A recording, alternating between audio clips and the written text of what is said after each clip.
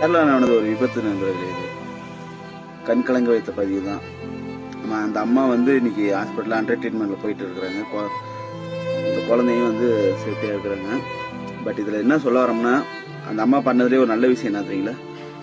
தன்னோட குழந்தைய தன்னோட இடது பக்கமா கூட்டு வந்து, சாலையின் பக்கம் இல்லாம கடையெல்லாம் இருக்கிற இடது பக்கமா கூட்டு வந்து, நம்ம நிறைய பேர் நம்ம ஒரு வரைமுறை இல்லாம குழந்தைகளை கூட்டு போயிட்டு வந்துட்டு இருக்கிறோம்.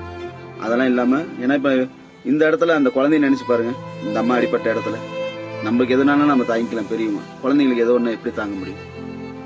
ஸோ என்னன்னா, நீங்க எப்பயுமே வந்து வாகனம் உங்களுக்கு பின் வந்தாலும் சரி, முன் வழியில வந்தாலும் சரி, நீங்க குழந்தைங்கள லெஃப்ட் சைடு விட்டு நீங்க ரைட் சைடு முடிஞ்ச அளவு நீங்களும் சேஃப்டியா பார்த்து வாங்க. அந்த அம்மா மேல எந்த தப்பும் கிடையாது. அம்மா ஓரமா தான் போயிடுது. இருந்தாலும் இந்த காருக்காரங்க மேல தான் தப்பு. அந்த இடத்துல வந்து இப்ப நம்ம இதுல என்ன சொல்ல வரோம்னா, அந்த இடத்துல நம்ம அந்த அம்மாவுக்கு வர அந்த குழந்தையா இருந்தா அது துயரம் இன்னும் பெருசு.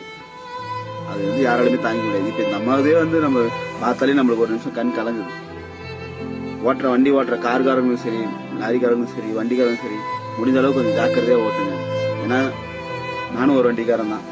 என்னை பொறுத்த வரைக்குமே ஒரு விபத்து ஏற்பட்டுச்சுன்னா என்ன, அதிகபட்சம் ஒரு இழப்பீடு, ஒரு நஷ்டஈடு கொடுத்துட்டு அதோட நமக்கு. ஆனா அடிப்பட்டவங்களுக்கோட அவங்களுக்கு அந்த நிமிஷத்துல இருந்து வாழ்க்கையே தலையில மாறிடும்.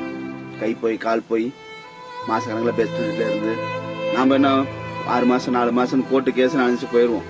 ஆனா அதுக்கப்புறம் அவங்க அன்றாட வாழ்க்கையே அவங்க இழந்துருவாங்க. நடக்க முடியாம போயிடும். எத்தனையோ பேர் கோமால கூட இருந்துக்கிறாங்க தலையில அடிப்பட்டு. ஸோ கேர்ஃபுல்லா வண்டி ஓட்டுங்க. அதே மாதிரி ரோட்ல நீங்க குழந்தைங்களும் நீங்களும் பத்திரமா சேஃப்டியா போயிட்டு வாங்க. தேங்க்யூ.